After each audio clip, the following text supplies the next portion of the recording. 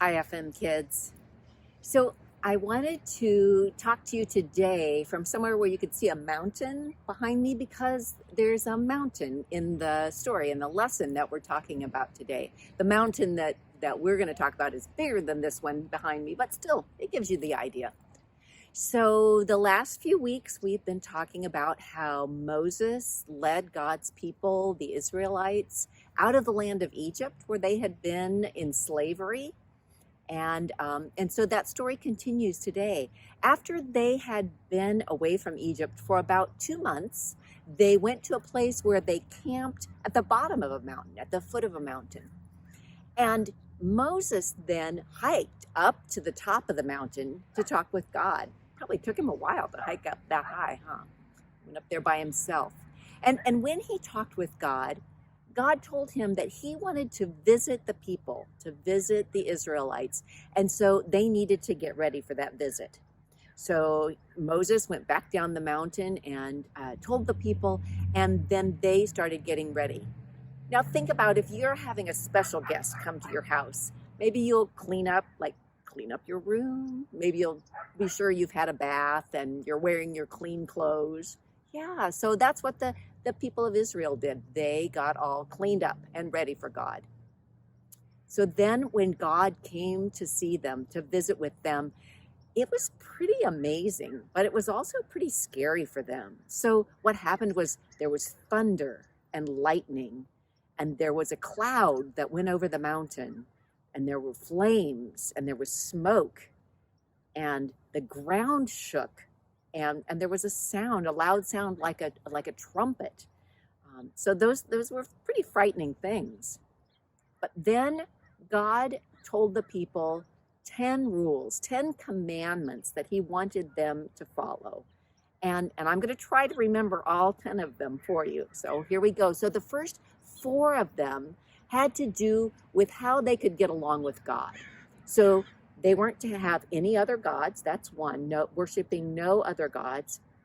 They weren't to worship any statues or pictures. Only worship God. When they used God's name, they were only to use his name in a respectful way.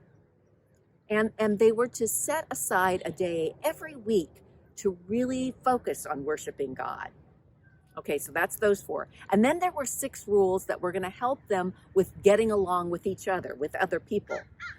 Honoring their parents, respecting their parents, not killing, not, when people are married, not falling in love with someone else, not stealing, not lying, and not thinking about things that other people have so much and that we're trying to figure out how to get those things.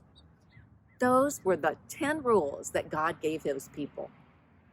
And after that, then Moses went back up the mountain to meet with God, and God gave him big tablets on which he had written those 10 rules.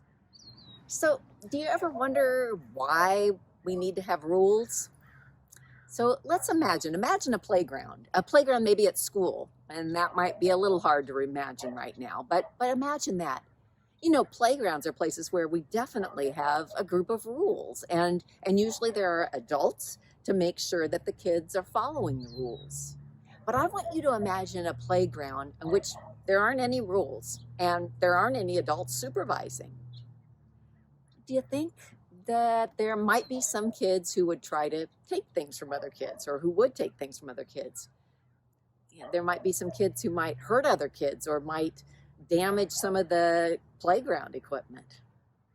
Yeah, I know some of those things happen anyway, even where we do have rules, but can you imagine how bad it would be if we had no rules at all on the playground? It seems like, the rules are there to try to help us, to try to help kids to get along with each other and to keep from getting hurt or hurting other people. When Moses came down from the mountain and when God had given those rules, God was trying to help the people who had come out of Egypt and didn't have rules. He was trying to give them rules to help them to get along with him and to get along with each other. We might think that maybe rules are hard and that it makes life hard, but actually God gave us rules to help make our lives better. Many years later, then, Moses talked to the people before they got to go into the land that had been promised specially for them. And when he talked to them, then he again went over those 10 commandments. And he told them that they needed to say them over and over again and to write them down and to teach them to their children. And in the same way, those rules are good for us and helpful for us so that we can have a good relationship with God. We can get along with God and we can get along with other people. And so we need to be reminded over and over again of those same rules so that we can remember to follow them.